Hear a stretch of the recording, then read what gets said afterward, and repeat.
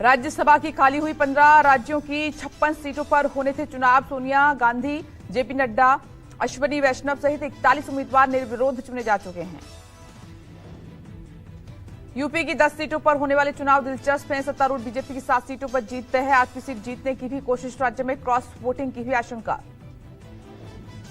राज्यसभा चुनाव से पहले लखनऊ में दिखी डिनर पॉलिटिक्स। सीएम योगी ने एनडीए विधायकों को दिया रात्रि भोज। सपा अध्यक्ष अखिलेश यादव ने भी पार्टी विधायकों को डिनर पार्टी में बुलाया।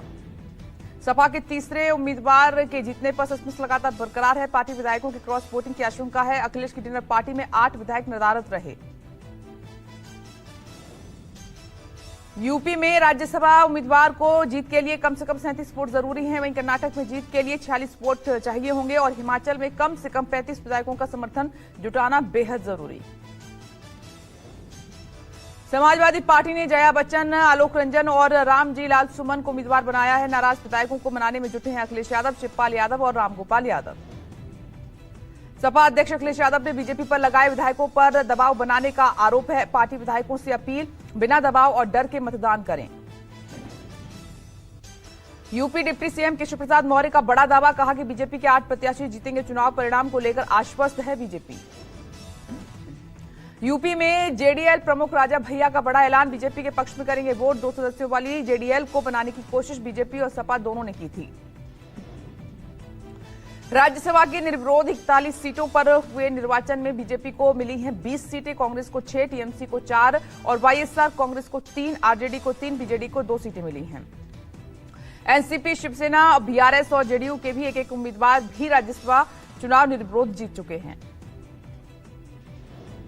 पीएम मोदी का आज से 2 दिवसीय तमिलनाडु, केरल और महाराष्ट्र का दौरा रहेगा। तमिलनाडु को 17,300 करोड़ और महाराष्ट्र को 4,900 करोड़ की परियोजनाओं की सौगात देंगे। प्रधानमंत्री नरेंद्र मोदी आज केरल के तिरुवनंतपुरम स्थित विक्रम साराभाई अंतरिक्ष केंद्र का भी दौरा करेंगे। पीएम मोदी मानव अंतरिक्ष उड़ान अभियान गगनयान के चयनित 5 एस्ट्रोनॉट्स के नाम का भी ऐलान करेंगे। पीएम मोदी 28 फरवरी को सुबह 9:45 बजे तमिलनाडु के थुथुकुडी में 17,000 करोड़ की परियोजनाओं का उद्घाटन और शिलान्यास करेंगे। महाराष्ट्र के यवतमाल में शाम 4 बजे पीएम का कार्यक्रम है। पीएम मोदी के तमिलनाडु दौरे से पहले बीजेपी को राज्य में मिला नया सियासी पार्टनर। तमिल मिनाला कांग्रेस ने मिलाया बीजेपी से हाथ। आज पल्लडम में पीएम मोदी की सभा में शामिल होंगे जीके वासन। तेलंगाना की कांग्रेस सरकार आज 2 चुनावी गारंटी की करेगी शुरुआत। गरीब परिवारों को 500 रुपए में एलपीजी और 200 यूनिट की फ्री बिजली योजना का शुभारंभ होगा। प्रियंका गांधी मौजूद रहेंगी। केरल में राहुल गांधी की वायनाड सीट पर टूटा इंडिया गठबंधन। सीपीआई ने उतारा उम्मीदवार। राहुल गांधी की सीट से एनी राजा को दिया है टिकट। दिल्ली में आम आदमी पार्टी की अहम बैठक आप पॉलिटिक्स अफेयर्स कमेटी की बैठक में लोकसभा चुनाव प्रत्याशियों का ऐलान संभव है। दिल्ली में 4 सीटों पर आप उतारेगी उम्मीदवार। दिल्ली सीएम अरविंद केजरीवाल के आवास पर होगी बैठक। गुजरात, पंजाब और हरियाणा के प्रत्याशियों का भी होगा ऐलान। महाराष्ट्र में महाविकास अघाड़ी की सीट शेयरिंग पर आज लग सकता है फाइनल मोहर। राज्य की 48 में से 9 सीटों पर अटका है पेच। मुंबई की 6 सीटों पर भी होना है अंतिम फैसला। चंडीगढ़ में सीनियर डिप्टी मेयर और डिप्टी मेयर का आज चुनाव है। चुनाव के लिए नए रिटर्निंग ऑफिसर की हुई है नियुक्ति। मेयर चुनाव में हुई धांधली के मद्देनजर निष्पक्ष चुनाव की चुनौती। मराठा आरक्षण को लेकर अनशन कर रहे मनोज जरांगे पाटिल ने सोमवार को 17वें दिन खत्म किया अनशन। गांव की महिलाओं के हाथों पानी पीकर तोड़ा अनशन। इलाज के लिए अस्पताल में हुए एडमिट। अनशन तोड़ने के बाद बोले जरांगे, वापस लौटकर आंदोलन की रणनीति पर करूंगा चर्चा। आगे चेन हंगर स्ट्राइक करने की भी कही बात। सुप्रीम कोर्ट में बिहार के बाहुबली नेता और डीएम कृष्णा हत्याकांड के दोषी आनंद मोहन पर अहम सुनवाई। आनंद मोहन की समय पूर्व रिहाई के खिलाफ दिवंगत अधिकारी की पत्नी ने दायर की थी याचिका। सुप्रीम कोर्ट में सीबीआई जांच के खिलाफ पश्चिम बंगाल सरकार की दायर याचिका पर सुनवाई। बंगाल सरकार ने केस दर्ज करने का आदेश वापस लिए जाने के बावजूद केंद्रीय एजेंसी चुनाव बाद हुई हिंसा की जांच कर रही है। हरियाणा इनेलो प्रदेश अध्यक्ष नफेस सिंह राठी का सोमवार को अंतिम संस्कार हुआ। अंतिम दर्शन के लिए उमड़ा जन सैलाब। लोगों ने नफेस सिंह को दी गमगीन विदाई। हमलावरों की जल्द गिरफ्तारी के आश्वासन के बाद पोस्टमार्टम के लिए सहमत हुआ परिवार। नफेस सिंह की पोस्टमार्टम रिपोर्ट में खुलासा, इनेलो नेता को मारी गई थी 11 गोलियां। नफेस सिंह हत्याकांड की जांच खट्टर सरकार ने सीबीआई को सौंप दी है। पुलिस ने पूर्व विधायक नरेश कौशिक सहित 10 लोगों के खिलाफ मामला दर्ज कर लिया है। सोमवार को हिरासत में लेकर पूछताछ भी हुई।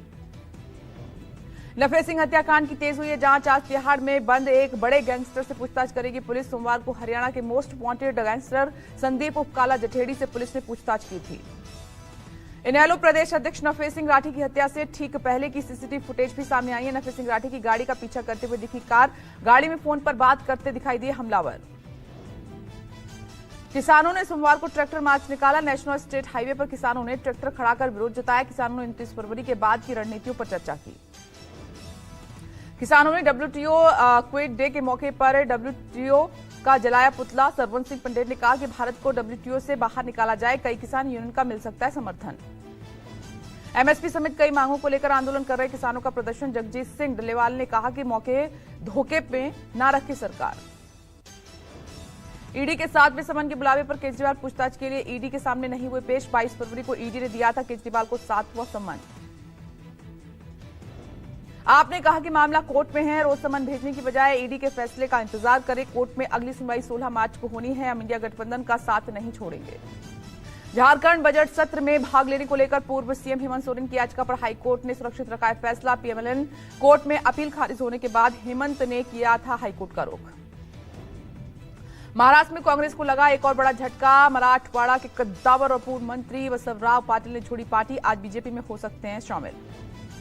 बिहार में तेजस्वी यादव की जन विश्वास यात्रा का दूसरा चरण चल रहा है। आज मधुबनी में रोड शो करेंगे आरजेडी नेता तेजस्वी। आज बांका, जमुई, लखीसराय, मुंगेर, खगड़िया में जाएंगे और मधेपुरा में रात्रि विश्राम होगा।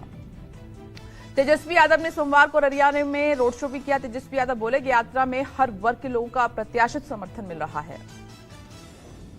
दादर नगर हवेली के सिलवासा में सोमवार को केंद्रीय गृह मंत्री अमित शाह ने की जनसभा। कांग्रेस पर साधा निशाना, कहा कि एक तरफ मोदी का नेतृत्व है और दूसरी तरफ 7 परिवारवादी पार्टियों का इंडिया गठबंधन। यूपी के डिप्टी सीएम ब्रजेश पाठक का राहुल गांधी पर तीखा हमला, कहा कि उनका शरीर तो बड़ा हो गया है पर दिमाग नहीं विकसित हुआ है। अखिलेश राहुल के गठजोड़ को डिप्टी सीएम ने बताया फुका कारतूस। असम में स्पेशल मैरिज एक्ट लागू होने पर भड़के AIMIM प्रमुख ओवैसी, कहा कि मुस्लिमों को उनके शरिया से अलग करने की हो रही है साजिश। रक्षा मंत्री राजनाथ सिंह का आज आंध्र प्रदेश दौरा है। विशाखापट्टनम, विजयवाड़ा और एलुरू में पार्टी कार्यकर्ताओं और बुद्धिजीवियों को संबोधित करेंगे। गजल गायक पंकज उदास का आज हुआ अंतिम संस्कार। 72 साल की उम्र में लंबी बीमारी के बाद सोमवार को मुंबई के अस्पताल में ली आखिरी सांस। पेटीएम के चेयरमैन विजय शेखर शर्मा ने दिया इस्तीफा। कंपनी के नए बोर्ड का हुआ गठन। स्वतंत्र सदस्य के तौर पर सेंट्रल बोर्ड के पूर्व अध्यक्ष श्रीनिवासन श्रीधर, बैंक ऑफ बड़ौदा के पूर्व कार्यकारी निदेशक अशोक गर्ग सहित 4 लोग बोर्ड में शामिल। आज गुजरात के दौरे पर रहेंगे केंद्रीय मंत्री अमित शाह। पाटीदार समाज के सामूहिक विवाह कार्यक्रम में करेंगे शिरकत। कपिलेश्वर महादेव मंदिर में करेंगे पूजा अर्चना। राज्य में कई परियोजनाओं का करेंगे उद्घाटन। दिल्ली में बीजेपी ने पार्टी नेताओं और कार्यकर्ताओं को दिखाई फिल्म। आर्टिकल 370 स्पेशल स्क्रीनिंग के मौके पर पार्टी नेता तरुण चुग और सुनील बंसल भी मौजूद रहे। तमिलनाडु के मुख्यमंत्री M.K. स्टालिन ने चेन्नई में सोमवार को पूर्व मुख्यमंत्री और DMK नेता M. करुणानिधि स्मारक का उद्घाटन किया है। यूपी की राजधानी लखनऊ में बड़े मियां छोटे मियां फिल्म के प्रमोशन के दौरान हंगामा। अक्षय और टाइगर श्रॉफ को देखने उमड़ी भीड़, बेकाबू हुई किया पथराव, पुलिस ने भांजी लाठियां। छत्तीसगढ़ के सुकमा में खुंखार और 8 लाख का इनामी नक्सली कमांडर नागेश उर्फ पेडकम एर्रा ने किया सरेंडर। नागेश अलग अलग हमलों में शहीद 122 जवानों की हत्या का आरोपी है।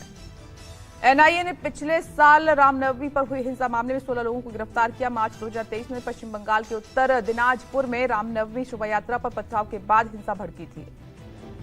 पाकिस्तान के इतिहास में पहली महिला मुख्यमंत्री बनी PMLN की नेता मरियम नवाज। पूर्व PM नवाज शरीफ की बेटी ने पंजाब प्रांत के CM के तौर पर सोमवार को शपथ ली। पाकिस्तान में नई संसद का पहला सत्र 29 फरवरी को आयोजित होगा। नियम के मुताबिक आम चुनाव होने के 21 दिन के अंदर संसद का पहला सत्र होना चाहिए। PMLN और PPP ने मिलकर सरकार बनाने का फैसला किया है। UN प्रमुख एंटोनियो गुटेरेस ने गाजा, यूक्रेन, म्यांमार, कांगो और सूडान में जारी संघर्ष पर चिंता जताई और गुटेरेस ने कहा कि इन देशों में अनिश्चितता की स्थिति वैश्विक शांति के लिए बड़ा खतरा है। भारत ने अपने घर में जीती लगातार 17वीं सीरीज। रांची में खेले गए चौथे टेस्ट में इंग्लैंड को 5 विकेट से हराया। 5 मैचों की सीरीज में 3-1 से बनाई अजय बढ़त। भारत ने जीत के लिए मिले 192 रनों का लक्ष्य 5 विकेट खोकर हासिल किया। टीम इंडिया के कप्तान रोहित शर्मा ने 55, शुभमन गिल ने नाबाद 52 और ध्रुव जुरेल ने नाबाद 39 रन बनाए। अपने डेब्यू टेस्ट में शानदार पारी खेलने वाले ध्रुव बने man of the match. Jurel ने पहली पारी में 90 रनों की जुझारू पारी खेली थी। दूसरी पारी में ध्रुव ने नाबाद 39 रन बनाए।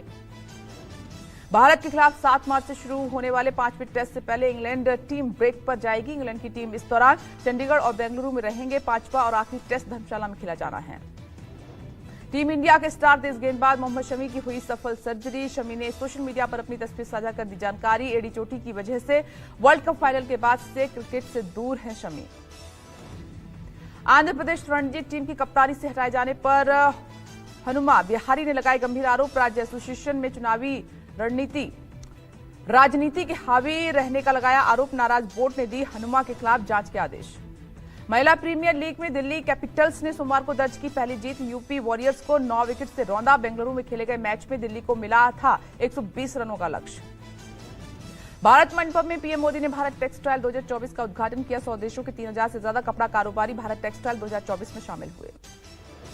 उद्घाटन के मौके पर प्रधानमंत्री नरेंद्र मोदी ने कहा कि आज का आयोजन अपने आप में बहुत खास है। 3000 से ज्यादा प्रदर्शक, करीब 100 देशों के खरीदार एक साथ इस आयोजन से जुड़े।